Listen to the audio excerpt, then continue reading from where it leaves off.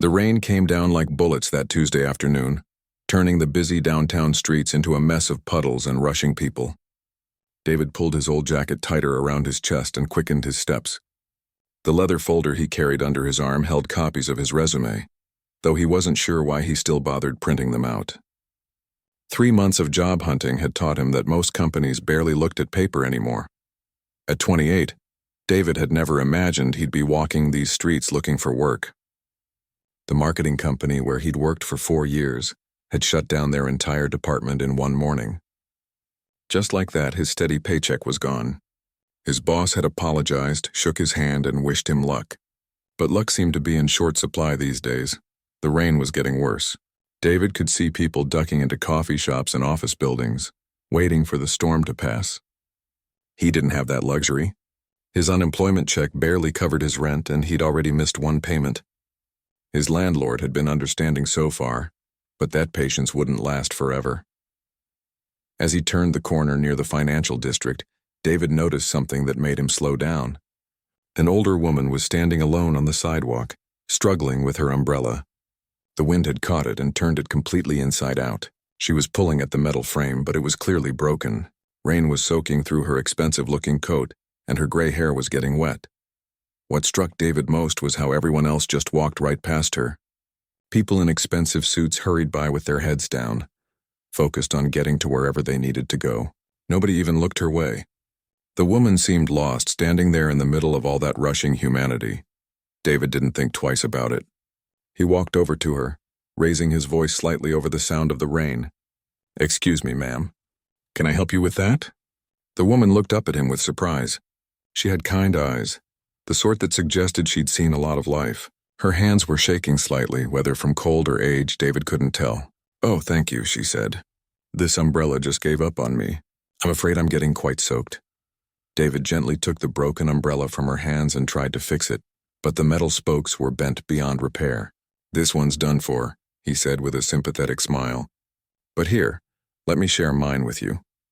He opened his own umbrella, a simple black one that had seen better days, and positioned himself so that she was mostly covered. This meant that his left shoulder and arm were getting drenched, but he didn't mind. The woman was clearly in her 70s, and the rain was cold enough to make anyone uncomfortable. "You're very kind," she said, looking up at him gratefully. "I was supposed to meet my driver, but I think I may have gotten confused about where exactly I was supposed to wait." David looked around, trying to get his bearings. The financial district could be confusing, especially in weather like this. All the tall buildings looked similar, and the street signs were hard to read through the rain. "Do you remember which building or hotel?" he asked. The woman thought for a moment, then pointed vaguely down the street. "It was something with a green awning, I think. My grandson made the arrangements, but I'm afraid I didn't write down all the details." David scanned the street and spotted the Meridian Hotel about half a block away. It had a distinctive green and gold awning that was visible even through the rain. "Could that be it?" he asked, pointing toward the building. Her face lit up with relief. "Yes, that looks right. The Meridian. I remember now. Let me walk you over there," David offered. "It's not far, and this rain doesn't look like it's stopping anytime soon." As they started walking, David made sure to keep the umbrella positioned, so she stayed as dry as possible. They had to walk slowly because the sidewalk was slippery, and he could tell she wasn't entirely steady on her feet. A couple of times he gently took her elbow to help her navigate around puddles. "I don't often meet such thoughtful young people," she said as they walked. "Everyone seems to be in such a hurry these days." David shrugged. "My grandmother always told me to look out for people. She said you never know when you might need someone to look out for you." The woman smiled at that. "Your grandmother sounds like a wise woman." "She was," David replied. "She passed away a few years ago, but I still hear her voice sometimes, telling me to do the right thing." They chatted quietly as they made their way to the hotel. The woman asked him about his work, and David found himself being more honest than he'd planned to be. "I'm actually between jobs right now," he admitted. "I worked in marketing for a few years, but the company had to make some cuts." "I'm sorry to hear that," she said, and she sounded like she really meant it. "The job market can be quite challenging these days." "What kind of marketing did you do?" David found himself explaining his background, how he'd worked on digital campaigns and helped small businesses grow their online presence. The woman listened intently, asking thoughtful questions that showed she understood more about business than he might have expected.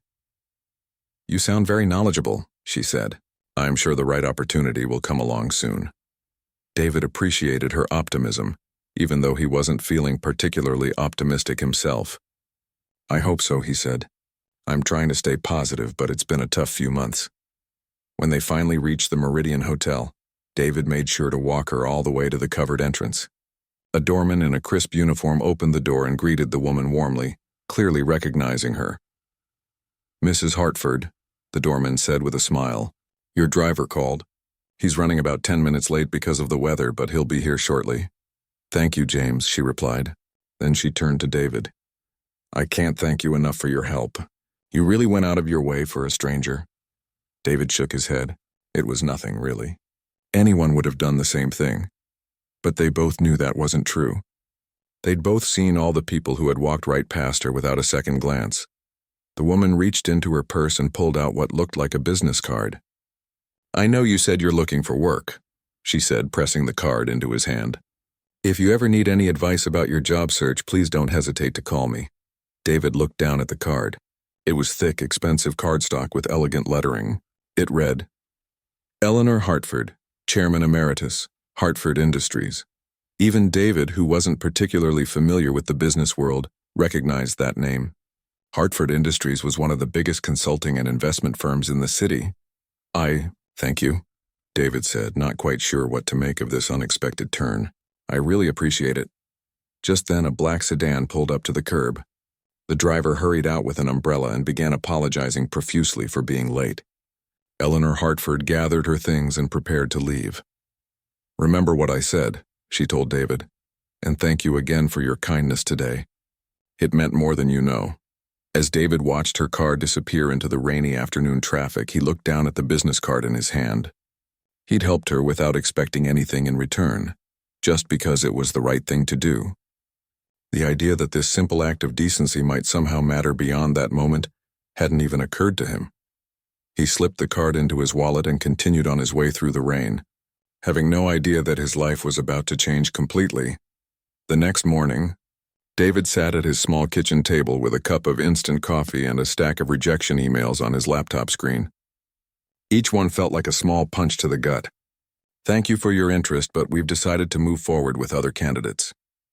While your qualifications are impressive, we've chosen someone whose experience more closely matches our needs." The words all blended together after a while.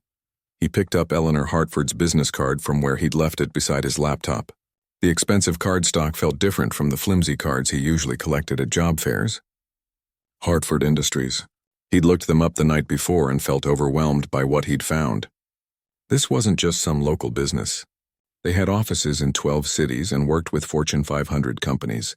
What could someone like Eleanor Hartford possibly want with an unemployed marketing guy like him? David's phone buzzed with a text from his landlord.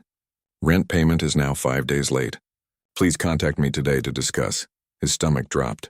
He'd been hoping to land something before the late fees kicked in, but his savings account showed $47.32. His unemployment check wouldn't come for another week. He stared at Eleanor's card again. She'd seemed genuine when she offered to help, but successful people said things like that all the time without really meaning it. Still, what did he have to lose? His pride was already pretty bruised from months of job hunting. David dialed the number on the card, expecting to reach some assistant who would politely brush him off. Instead, Eleanor Hartford herself answered on the second ring. Eleanor Hartford speaking. Hello, Mrs. Hartford.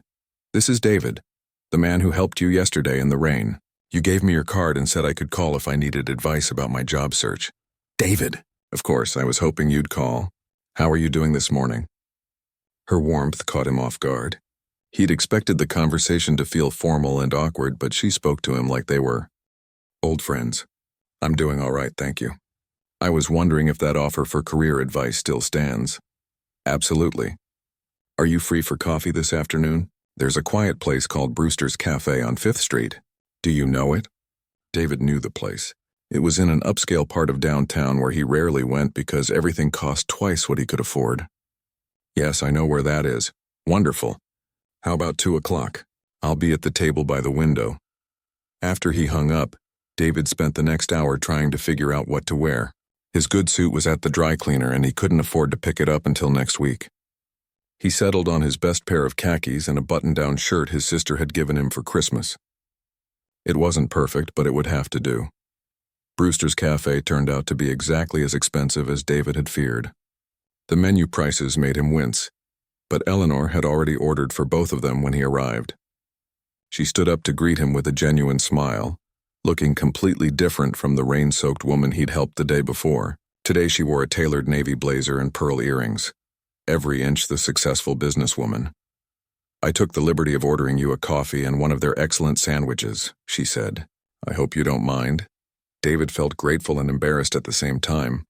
Had she noticed that he'd hesitated while looking at the menu? "That's very generous of you, thank you." As they settled into their seats, Eleanor got straight to the point. "Tell me about your background, David. What kind of marketing work did you do?" David found himself opening up in a way he hadn't expected. Maybe it was Eleanor's genuine interest. Or maybe he was just desperate to talk to someone who seemed to take his career seriously. He told her about his college degree in communications, his internship at a small advertising agency, and his 4 years at Morrison Marketing before they'd shut down his department. "What kind of campaigns did you work on?" Eleanor asked, leaning forward slightly. "Mostly small to medium-sized businesses," David explained. "Local restaurants, retail stores, a few professional services. I specialized in social media marketing and helping companies build their online presence. One of my favorite projects was working with a family bakery that had been struggling to compete with the big chain stores. We created this whole social media strategy around their family recipes and community connections. Their sales increased by 40% in 6 months." Eleanor's eyes lit up. That's exactly the kind of innovative thinking businesses need today. Too many companies focus on big, flashy campaigns when what really matters is connecting with customers on a personal level. David felt a surge of confidence he hadn't experienced in months. "Exactly. I always believed that the best marketing doesn't feel like marketing at all. It feels like a conversation." "You clearly understand the fundamentals," Eleanor said. "Tell me, what's been the biggest challenge in your job search?" David hesitated. He didn't want to sound bitter or negative, but the frustration had been building for months. "Honestly, I think a lot of companies see my experience with smaller businesses and assume I can't handle bigger clients. But the principles are the same, whether you're selling cupcakes or corporate consulting services. You still need to understand your audience and find authentic ways to connect with them." Eleanor nodded thoughtfully. "You're absolutely right. Some of the best marketing professionals I know started with small businesses, because that's where you really learn to be resourceful and creative. When you don't have a massive budget, you have to rely on good ideas instead." They talked for over an hour. Eleanor asked about his goals, his strengths, and his vision for the industry. David found himself sharing ideas he'd been developing during his unemployment. Strategies for integrating traditional marketing with digital platforms, ways to measure customer engagement beyond simple sales numbers. "You have a lot of good instincts," Eleanor said finally. "I think your main challenge isn't your qualifications. It's that you're not presenting yourself confidently enough. When you talk about your work, you light up, but I bet when you walk into interviews, you're so focused on what you think you lack that you forget to showcase what you bring to the table." David realized she was right. Months of rejection had made him defensive, focused on explaining away perceived weaknesses instead of highlighting his strengths. "I want to be frank with you," Eleanor continued. "I've been in business for over 40 years. I've hired hundreds of people in that time, and I've learned to recognize potential when I see it. What you did for me yesterday wasn't just kindness, though that certainly mattered. It showed me that you notice when someone needs help, and you take action without being asked. Those are exactly the qualities I look for in people I want to work with." "I appreciate that," David said. "It really means a lot to hear from someone with your experience." Eleanor reached into her purse and pulled out a leather portfolio. "I'm going to give you the names of 3 people I think you should talk to. They're all hiring managers at companies that would be lucky to have someone like you. When you call them, tell them I referred you.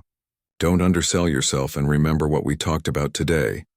She handed him the list along with her business card again. "And David, call me in a week and let me know how it goes." I have a feeling this conversation is just the beginning. As David walked home that afternoon, he felt something he hadn't experienced in months. Hope. For the first time since losing his job, he felt like someone saw his potential, instead of just his current circumstances. He didn't know it yet, but Eleanor had already made some phone calls of her own. David stood in front of the mirror in his tiny bathroom, adjusting his tie for the third time. He'd managed to scrape together enough money to get his good suit from the dry cleaner, and he'd even splurged on a fresh haircut. Today was the big day.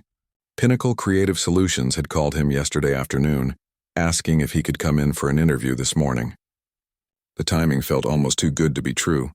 He'd researched the company until his eyes hurt. Pinnacle was one of the most respected marketing firms in the city, with clients ranging from tech startups to established corporations. Their recent campaign for a national restaurant chain had won 3 industry awards. This wasn't just another job interview. This was his shot at the big leagues.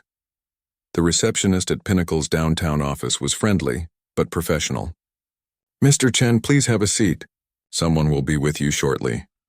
David sat down in one of the sleek leather chairs and tried to calm his nerves. The waiting area looked like something from a magazine, all glass and steel and modern art. He felt out of place, but he reminded himself of what Eleanor had told him. He belonged here as much as anyone else. 20 minutes later, a woman in her 40s appeared. "David Chen? I'm Rebecca Wells, Director of Human Resources. Thanks for coming in today." David followed her down a hallway lined with framed advertisements and awards. He expected to be led to a small office, but instead Rebecca opened the door to a large conference room where 4 other people were already seated around a polished table. "I hope you don't mind," Rebecca said, noticing his surprise. "We like to do panel interviews for senior positions. Let me introduce everyone." David shook hands with each person as Rebecca made introductions. There was Tom, the creative director, a guy about David's age with thick-rimmed glasses and paint stains on his sleeves. Linda was the account management director, sharp-eyed and professional. James handled digital strategy and looked like he'd stepped out of a tech conference. And finally, there was Robert Sterling, the CEO, a distinguished man in his 50s who radiated the kind of quiet confidence that came from years of success. "Please, sit down," Robert said, gesturing to the chair at the head of the table. "We've reviewed your resume and we're impressed with what we see. Tell us about your approach to integrated marketing campaigns." David took a deep breath and launched into his prepared response, but as he talked, he found himself relaxing. These people were asking good questions, the kind that showed they actually understood marketing beyond just buzzwords and trends. When Tom asked about his experience with brand storytelling, David found himself describing the bakery project with genuine enthusiasm. The challenge wasn't just increasing their sales, David explained. It was helping them compete against much larger companies with bigger advertising budgets. We had to find ways to make their story more compelling than a corporate chain's marketing machine. Linda leaned forward. "How did you measure success beyond just sales numbers?" "Customer engagement, social media interaction, repeat visits," David replied. "But more importantly, we tracked brand sentiment. Were people talking about the bakery differently? Were they recommending it to friends? Numbers tell you what happened, but understanding why it happened is what helps you replicate success." James nodded approvingly. "That's exactly the kind of thinking our clients need. Too many agencies focus on vanity metrics instead of meaningful engagement." The interview continued for almost an hour. David found himself discussing everything from budget allocation strategies to crisis communication. At one point, Robert asked him to walk through how he'd handle a hypothetical product launch for a tech startup, and David surprised himself with how naturally the ideas flowed. "Interesting approach," Robert said when David finished. "You mentioned the importance of building relationships with industry influencers. How do you identify the right people to partner with?" "It's not always about follower count," David said. "I look for people whose values align with the brand and who have genuine engagement with their audience. 1,000 engaged followers who trust someone's recommendations are worth more than 10,000 followers who scroll past without paying attention."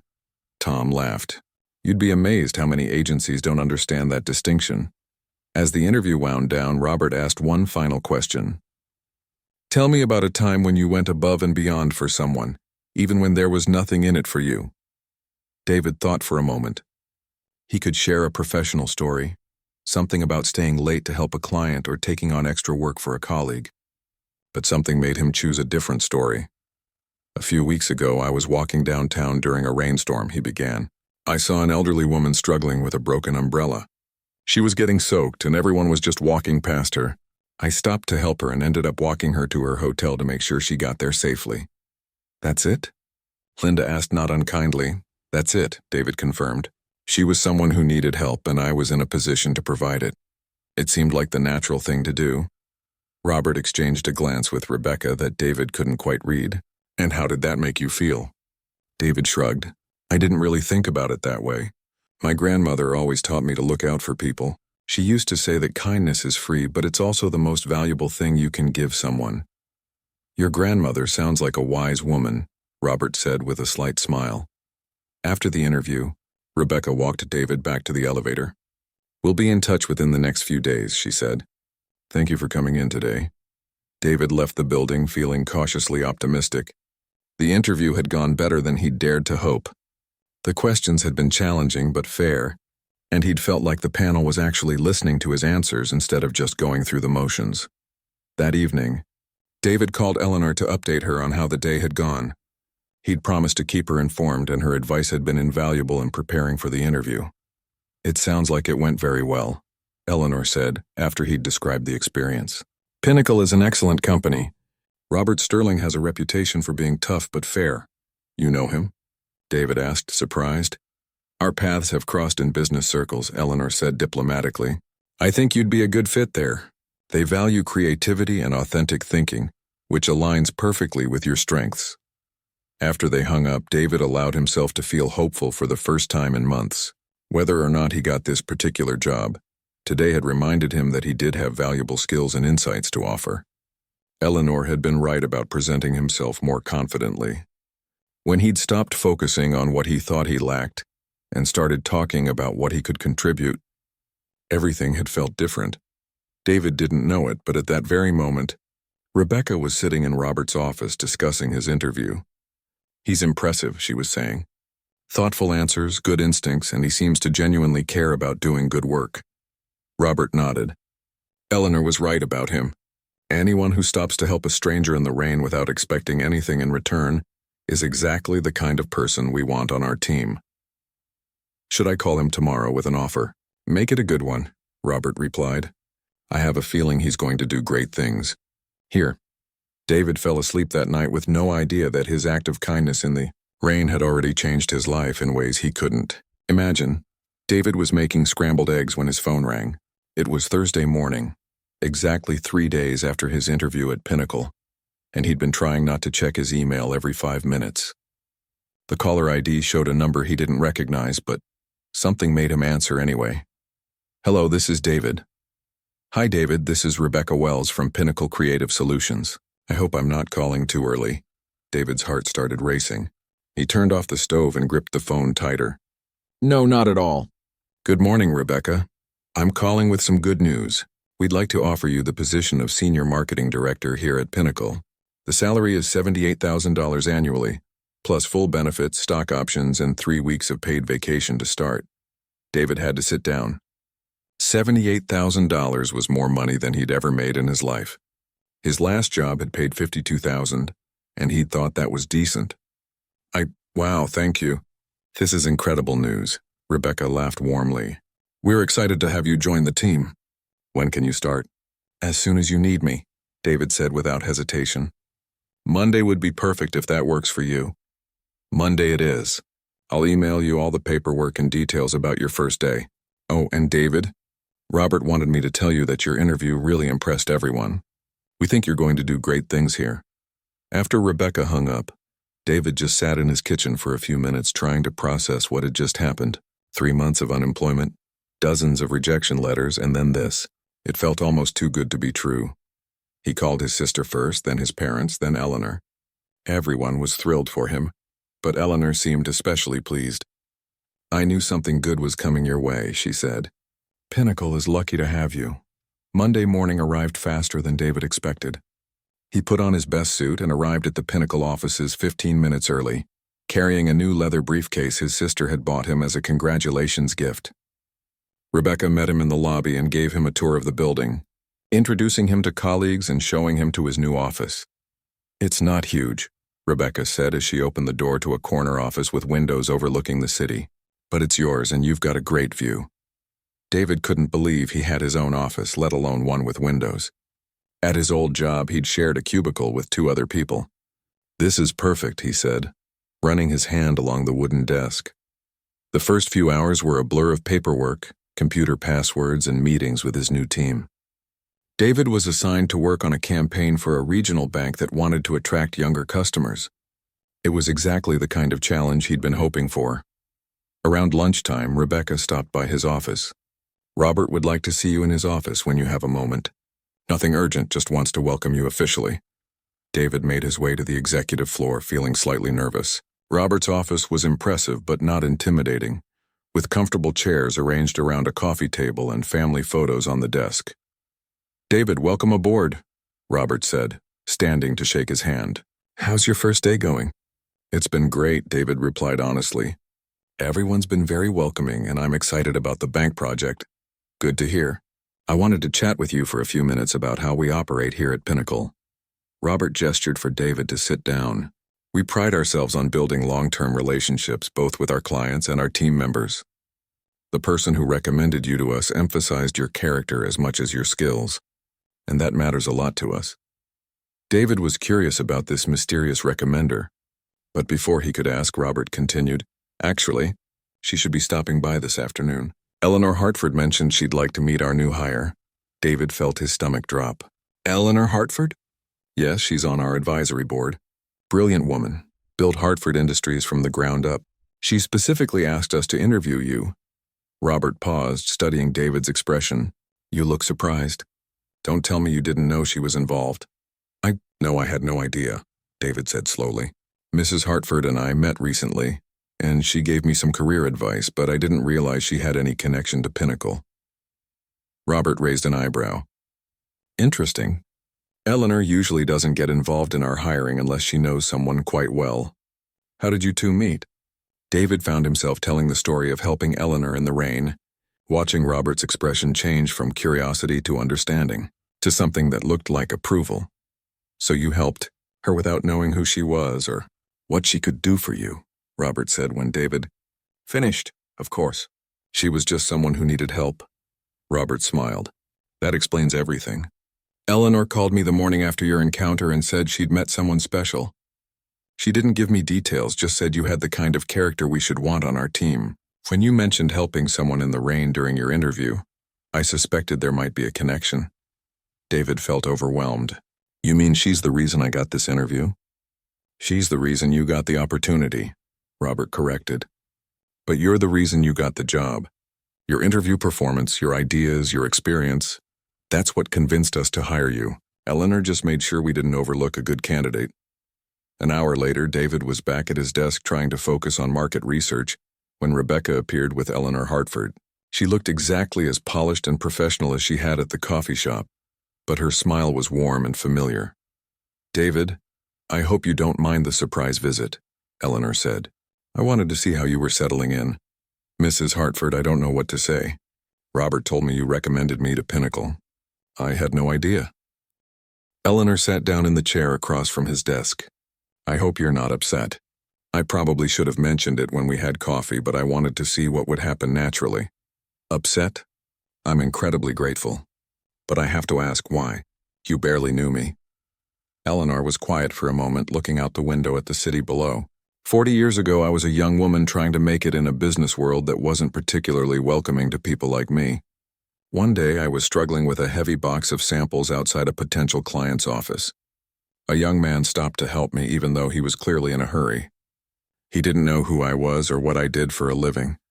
He just saw someone who needed help. She turned back to David. That man turned out to be my future business partner and eventual husband. His kindness that day told me everything I needed to know about his character. When I saw you help me in the rain, it reminded me that some people still understand what really matters. So this is about more than just a job recommendation. Much more, Eleanor agreed. It's about recognizing potential and character when you see it. You could have walked past me like everyone else did. Instead, you chose to help. That choice told me you're the kind of person who makes the world a little better wherever you go. David felt humbled and grateful and slightly overwhelmed all at once. I don't know how to thank you. Succeed here, Eleanor said simply. Do good work, Treat people well, and maybe someday when you see someone who needs help, remember this conversation. As Eleanor left his office, David realized his life had changed in ways he was only beginning to understand. A simple act of kindness had opened doors he never could have imagined. 6 months later, David walked into the Pinnacle offices with a confidence he'd never felt before. The corner office that had once seemed too good to be true now felt like home. His desk was covered with sketches and notes from his latest project, a campaign that had just landed the company its biggest client in 5 years. The campaign had been David's idea from start to finish. When Meridian Tech, a mid-sized software company, had approached Pinnacle for help rebranding their image, other agencies had pitched expensive television commercials and flashy digital displays. David had suggested something different.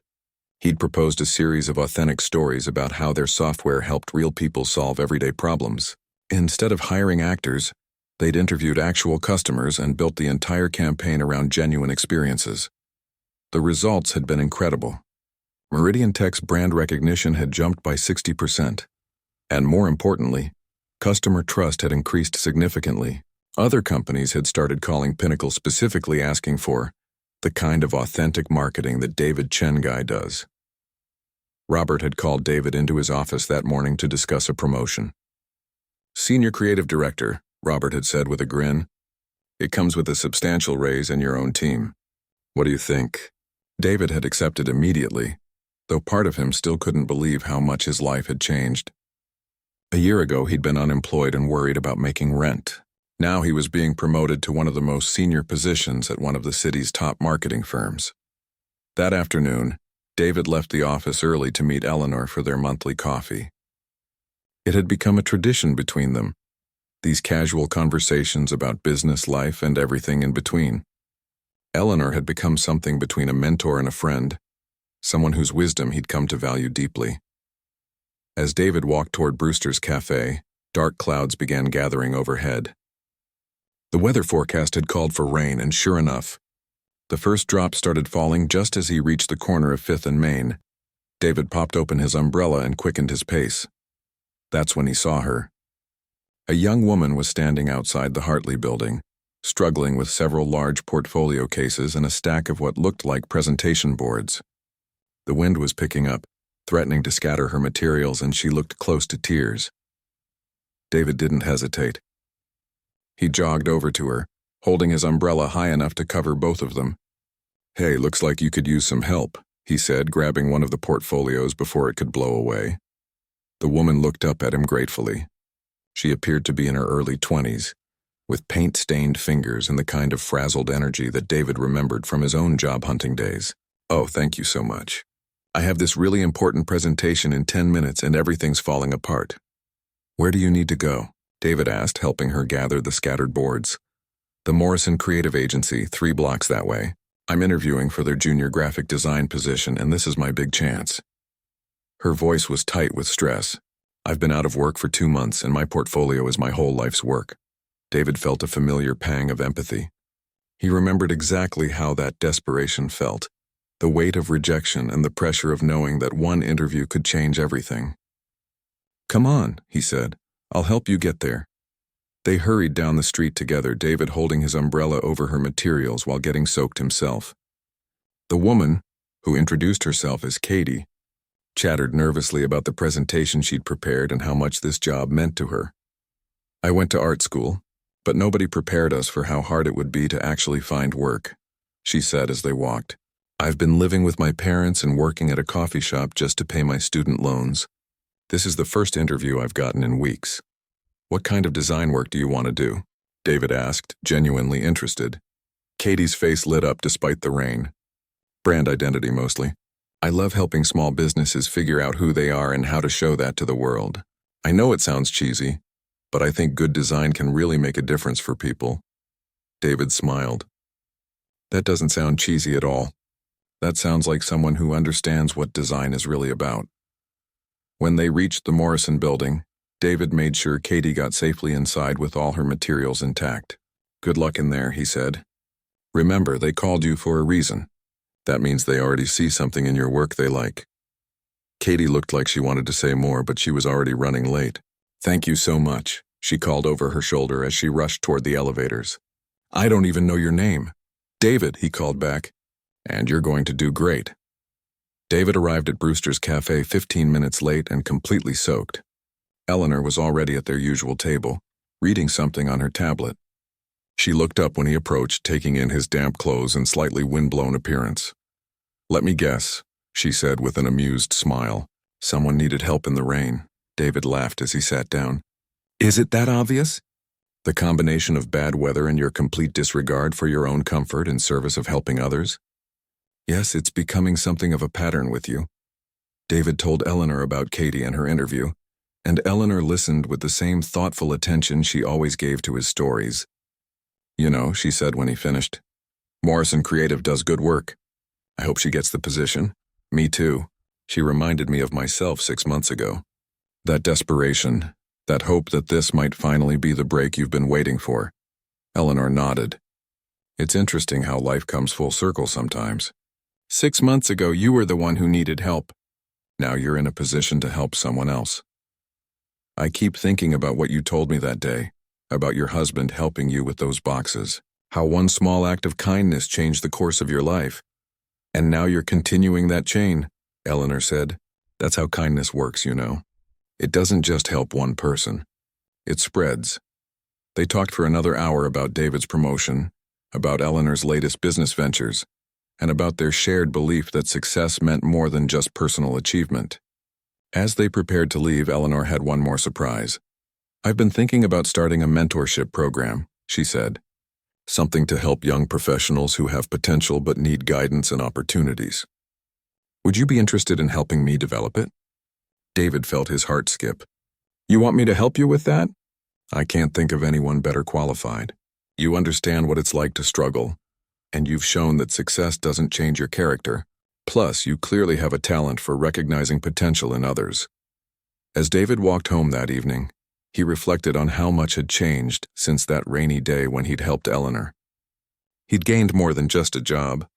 He'd found a sense of purpose, meaningful relationships, and a deeper understanding of how small actions could have enormous consequences. His phone buzzed with a text from an unknown number. Hi, this is Katie from today. I got the job! Thank you for helping me get there on time. Your kindness meant more than you know. David smiled as he put his phone away. Eleanor was right. Kindness really did spread, creating ripples that touched lives in ways you might never fully know. And sometimes, if you were lucky, you got to see those ripples come back to you, completing a circle that started with nothing more than the simple decision to help someone who needed it. The rain had stopped, and the evening sun was breaking through the clouds, casting everything in a warm golden light.